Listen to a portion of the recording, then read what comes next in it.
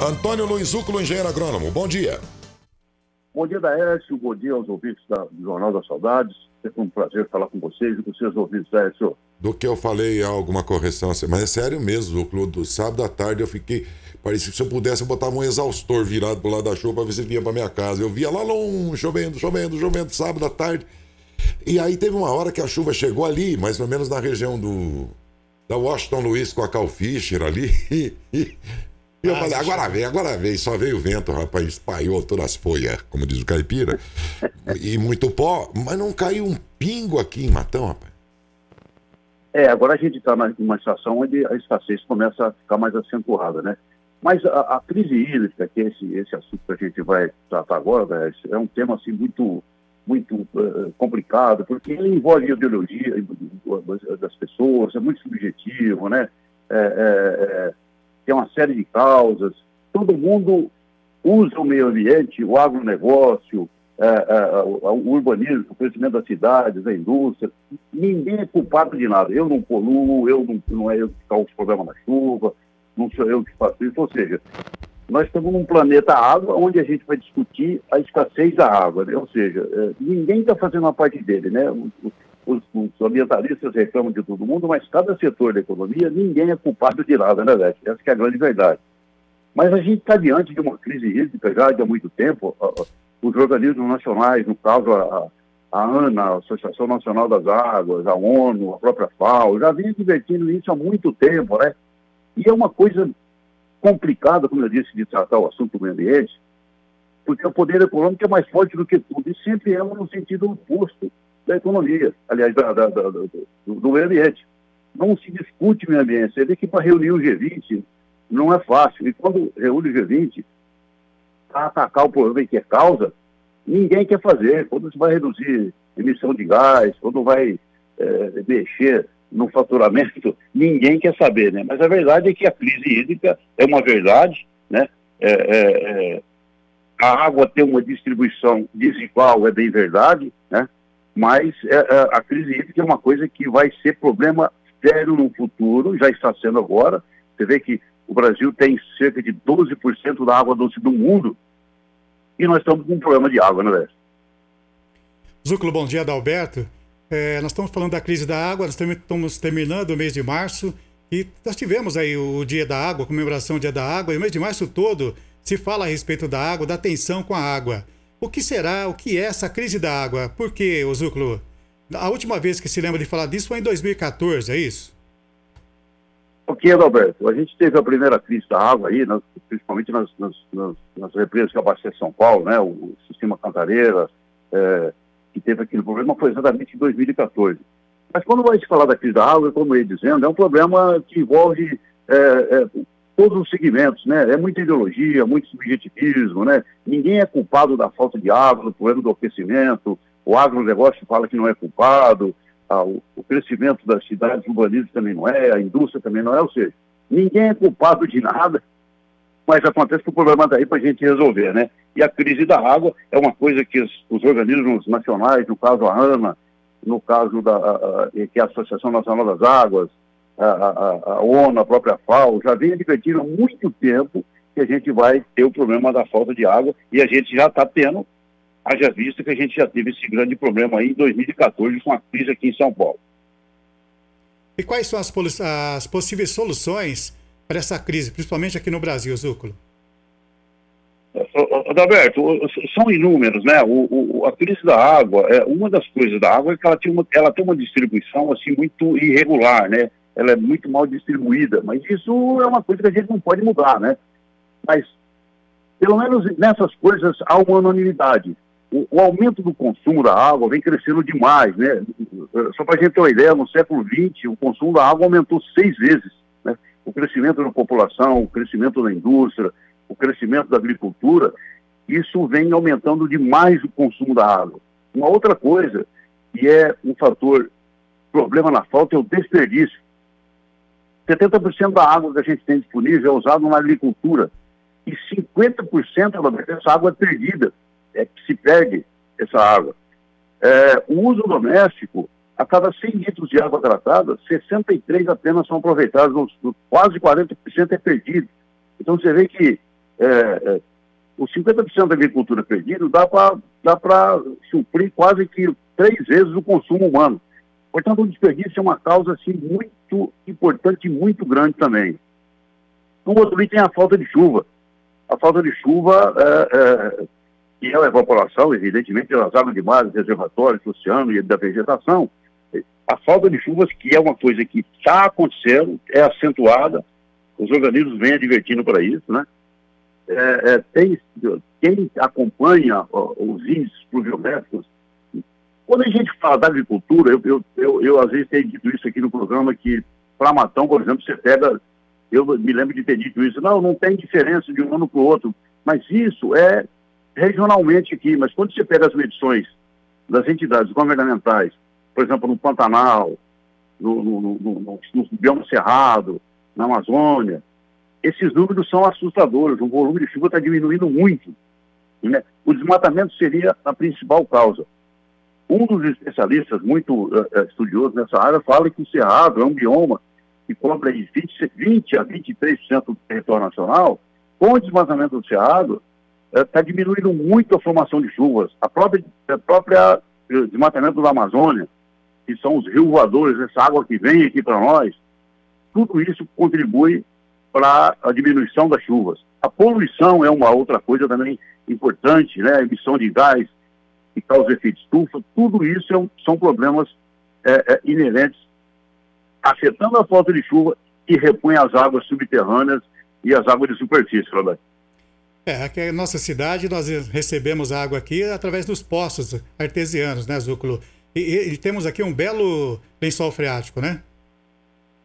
Eu estava dizendo que o Brasil tem 12% da água doce de reserva do mundo. E nós somos donos dos 2 maiores aquíferos do mundo, que é o aquífero Guarani e um outro aquífero no norte, que é maior que ele, é o dobro do Guarani, que é o Alto do Chão, né? E a gente está usando muito essa água. Você imagina que a agricultura que usa 70% da água doce são abertos diariamente, ou semanalmente, ou mensalmente, centenas de milhares de poços artesianos, que são verdadeiros rios, Roberto, com vazões aí de 500, 600 mil litros de água por hora. Quer dizer, como é que pode nascer um rio, ou vários rios numa semana? Não, quer dizer, há um desequilíbrio completamente absurdo nisso, não pode. Portanto, o consumo está aumentando demais, né? E a diminuição da reposição, a gente caminha para o caos, evidentemente. Se não houver nenhuma ação, né, envolvendo as pessoas, o poder público, ou seja, todas as atividades, a gente terá muito brevemente um problema muito sério da água, inclusive no Brasil, que detém a maior reserva de água doce do mundo. É importante, então, Zúculo, voltando a falar da parte doméstica, a voltar àquelas dicas para a dona de casa que está acompanhando o jornal, através do rádio, através da TV, na economia da água. Na questão de quando está lavando a louça, fechar a torneira, no banho, é importante voltar novamente a frisar sobre essas informações. Sem dúvida nenhuma, Alberto. Esse dever aí, esse dever de casa é de todo mundo, né? Da agricultura, da indústria, das pessoas. Eu estava dizendo que cada 100 litros de água tratada, ou seja, uma água pura, pronta para o consumo, 60% só é aproveitado, perde-se 40%. Mau uso, vazamento, ou trabalho que não há necessidade de fazer, lavar calçada, lavar o carro quando o carro está limpo, torneira aberta. O consumo doméstico não é tão grande, mas o desperdício é muito grande. Portanto, tem que começar dentro de casa, depois ir para as grandes atividades que é agricultura, indústria, pecuária, e também as entidades governamentais têm que desenvolver projetos de reusar a água, reaproveitar, né? Já existem muitos países do mundo, na Ásia, na Europa, eles reaproveitam a água e estão usando a água da chuva.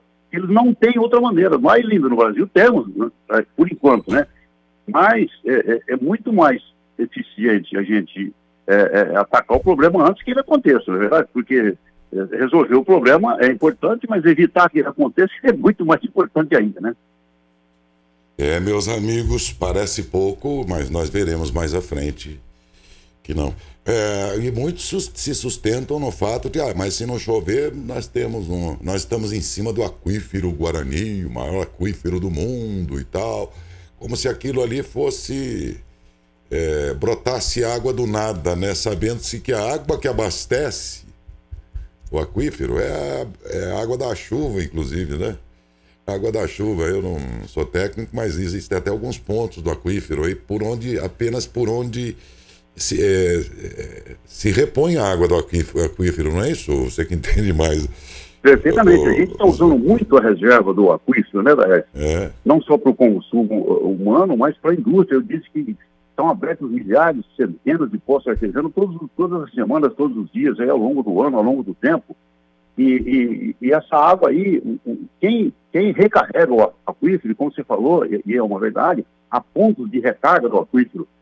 Um dos pontos tradicionais de recarga, quando a gente vai, antes de chegar claro, do lado direito, em frente àquele guarda ali, tem um vale muito grande ali.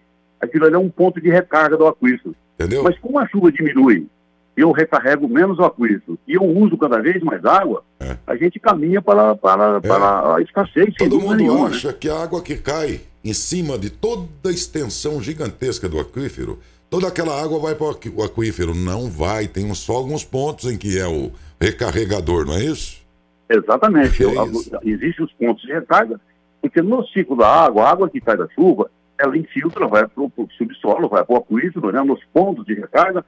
Uma outra parte, o excesso vai para os rios, que vai para o mar. Agora, e outra coisa, a água, ela não some do planeta e não vem de outro planeta também. Possivelmente a água que a gente bebeu hoje, ou vai beber amanhã, algum dinossauro já tenha bebido lá atrás. Agora, mas se a água não vai embora, como é que está faltando? Quando é que está indo essa água aí? É que no ciclo da água, a evaporação, ela vem das florestas, né? Somatória de evaporação do solo e das plantas, que é a evapotranspiração, mas a evaporação de rios, lagos e também do mar. Só que a água do mar é uma paz que vem para nós. O resto chove dentro do mar. Né? Então, e mesmo nas redes de distribuição de águas nos municípios, inclusive principalmente os municípios mais velhos, gente, você tem uma rede embaixo da gente, você não tem noção de como às vezes ela é antiga. E o que se perde de água entre a captação, o tratamento e até a sua torneira, eu não sei, não tem deve haver uma média. Você tem algum conhecimento de alguma média aí de estrago? Tem água doméstica, eu estava dizendo aqui. Presta atenção. Sim. Pois não, pode falar. Não, eu estou falando para os ouvintes prestar atenção no que você vai dizer. Ah, sim. Cada 100 litros de água tratada, 40% é perdida. Você vê perdida. Que isso não passa pelo seu hidrômetro aí da tua casa. Exatamente. Aí eu fico perguntando, quem é que paga essa conta? Dos 40% de extração, tratamento e tudo mais. É provável que sejam as empresas de esgoto. Eu estou falando geral, hein, de todo o nosso país. Né? Porque essa aí é uma média nacional. Sem dúvida. Entendeu? E aí pode ser até que o consumidor esteja pagando essa conta também, porque o custo é real, só que a rede não está tão certinha. A gente consegue, né, Zúculo, detectar dentro da casa da gente se tem um vazamento. Sem dúvida nenhuma. Todo Agora, mundo, por baixo, meu amigo, você não sabe onde é, o negócio é complicado, viu?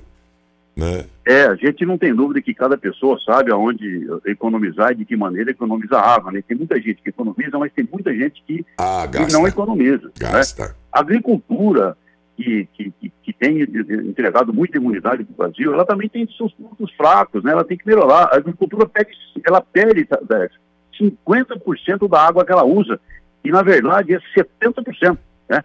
Dos 3% de água doce que a gente tem disponível no mundo, 70% da agricultura que usa, o agronegócio. Ele perde metade. Ele tem que se modernizar. O sistema é um sistema antigo de distribuição, de captação, que irriga de maneira errada, na hora errada, com sistema de irrigação.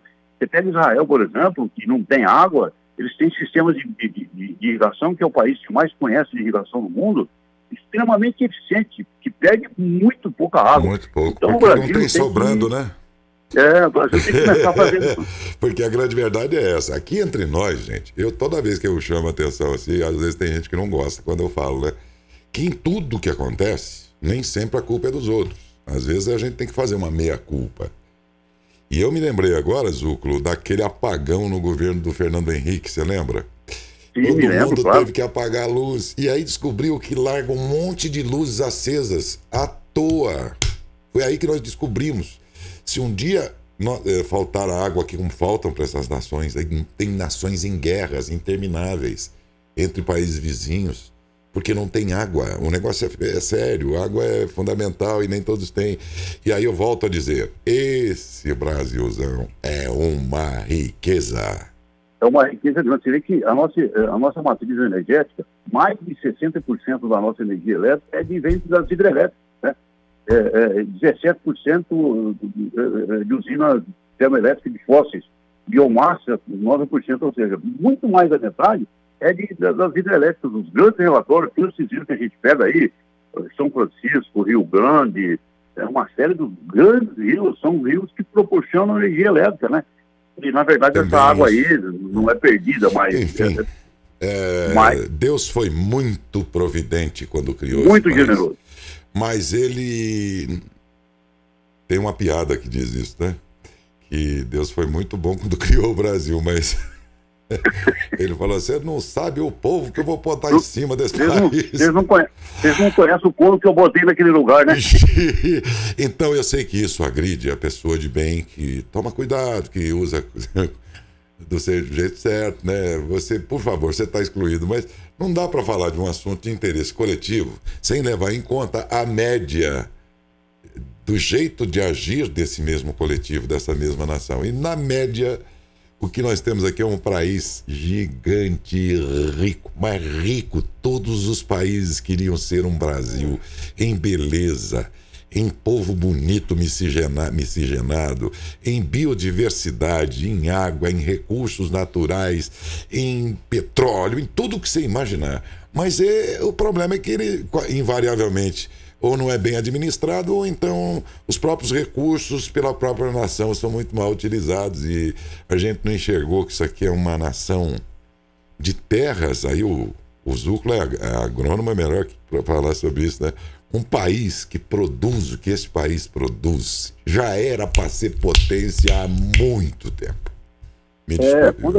Quando a gente encontra com pessoas que vêm da Europa, eu me lembro das empresas que eu trabalhei, que muitas pessoas visitavam o Brasil para ver a cultura de citro, para ver a cultura de grãos, eles ficavam assim abismados de ver a profundidade do nosso solo, a quantidade de solo que a gente tem, o que a gente perde nas rodovias lá, que a gente tem aí. Perde. Cai do caminhão, né? É um negócio muito desorganizado. Exatamente. Para um país rico desse jeito, né? A riqueza e a abundância dos recursos naturais são enormes no Brasil, sem dúvida. Muito rico, muito. Dá gosto de ver. Eu não conheço o mundo inteiro, mas dos 12, 13 países que eu conheci, e são países ricos, uma coisa eu posso dizer, o povo lá é diferente. Mas no mais, eles não são mais ricos que o Brasil. Mas de jeito nenhum. Não são. Eles têm carências lá de coisas que nós temos aqui sobrando. O negócio é... Entendeu? A diferença... Precisa ver onde é que está. Porque a postura de cidadão... E vamos lembrar que a classe política nasce do meio do povo. É do meio do povo que sai quem governa. Então, vamos incluir todo mundo, inclusive a gente. Vamos fazer uma meia-culpa. Enquanto nação, enquanto cidadãos, como é que nós somos? Porque a única diferença que eu notei foi essa, Zuco. Foi a única diferença, porque no mais nós somos muito mais ricos. Uma outra coisa que a gente vai ter problema assim rapidamente, é a questão do lixo, né? A destinação final do lixo, de embalagem, no Brasil é uma coisa louca. A gente vê matão, não estou dizendo que matão, só matão. É uma cultura nacional de se jogar tudo em qualquer lugar, a qualquer hora, a qualquer momento. E não pode. As pessoas vão ter que começar a se conscientizar que esse negócio tem fim. A água não é infinita, o combustível, o lixo tem que ser reciclado, tem que se pensar dessa maneira, não tem outro jeito. Ou nós mudamos nossas atitudes, ou qualquer hora a gente vai ter que fazer isso na marra, sob a forma de apagões. Vai ter que fazer. Né? Apagões e torneira sem água e vai por aí fora. Obrigado, abrimos aqui uma reflexão com os ouvintes, só foi possível porque a gente está aqui, não com as melhores opiniões, viu, gente? Nós estamos aqui com uma ou mais opiniões para despertar a sua. E aí você pode concordar ou não, isso é o que importa, a gente começar a pensar nisso e começar a enxergar o Brasil com menos complexo de inferioridade. A gente é muito coitadinho perto do mundo. Mas nós somos uma baita potência, cara. O que está faltando para isso aqui virar potência? Né? Verdade, Alex. Essa é a pergunta que cada um pode responder. Eu dei a minha opinião. Você pode não concordar e você pode ter outra. Não, nós não somos potência, por isso assado e tal. É o que nós queremos, que você passe a pensar, mas não leve em conta, não vai achar que a opinião da gente é a melhor, porque não é exatamente... Sem dúvida, claro. É só para provocar a tua que assiste, que ouve, só por isso. Obrigado, Zúculo, mais uma vez, bom dia. E eu que agradeço a todos, bom dia da Aécio e até a próxima.